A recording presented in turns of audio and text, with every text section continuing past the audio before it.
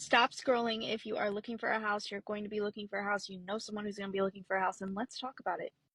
My name is Chelsea Knox. I'm a real estate agent here in San Antonio, Texas, and I am going to become your new best friend for all information real estate related. I am non-salesy so that you can get the information you need, educate yourself, and make it a very informed decision, which is rare these days, very rare, without feeling pressured to buy, sell, whatever agents do these days. So let's get into it. As always, I'm going to put my information at the top of this video. Feel free to call, text, email, stalk me. I don't care. Let me out. Maybe not so much the stalking.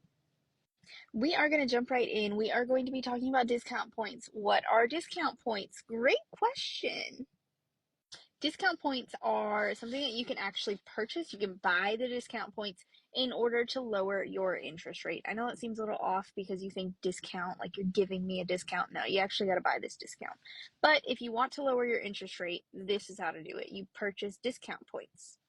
Now, this right here is a pre-approval from one of my buyers back in July of 2023, pretty much August. To give you an idea, rates were 7% around that time, maybe a little bit higher than 7%.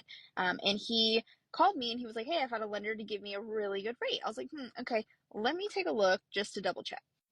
And he was like, look, 6.625% rate. Like, that's really good, isn't it? Didn't you say it was going to be 7%? And I was like, yeah, it is around 7%, even 7.2%. So I don't understand how you got 6.6. Like, let me take a look. And here she was in all her glory, this estimated discount points right here. They were charging him 0.943% discount points. Now, y'all have no idea what that means, but you're about to. A general rule of thumb, and I am going to get so much heat for this. It is not exact. It may not be in every loan scenario, but for the most part, an overview.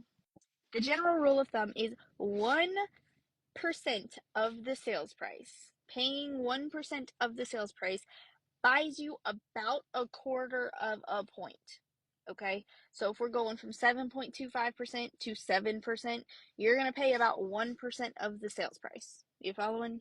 That's totally fine. It's a great idea, actually. I highly recommend it, as long as you know that it's happening. They did not know this was happening. They were not told that they had to pay to lower their rate. This lender was not paying it for them, so it was a very confusing time for them. So here, you can see, now you can see, okay, there we go, 0.0943%. Now let's do some math. Again, I actually had to check myself in between these last videos because I thought I was wrong. I'm not wrong. So their purchase price was $230,000. We're going to say, for easy math, we're going to round this up to a 1% buy down, because 0.943, it might as well be one whole interest point, right? Now, easy math would say that 1% of $230,000 is $2,300. They did that 4 times, because a quarter of a point 4 times equals 1%. Y'all following me? Which means that's $9,200 that somebody was going to have to pay, and it wasn't the lender. In this case, the lender was banking on the fact that they saw the contract, and we had $12,000 worth of seller credits coming from the seller. However, they were intending to make that all of their down payment. They did not want to have anything as a down payment, closing costs, nothing. They wanted everything wiped as much as possible. They were VA, so they can do that. So this was very disappointing to them to see that the lender snuck in that much money without their knowledge.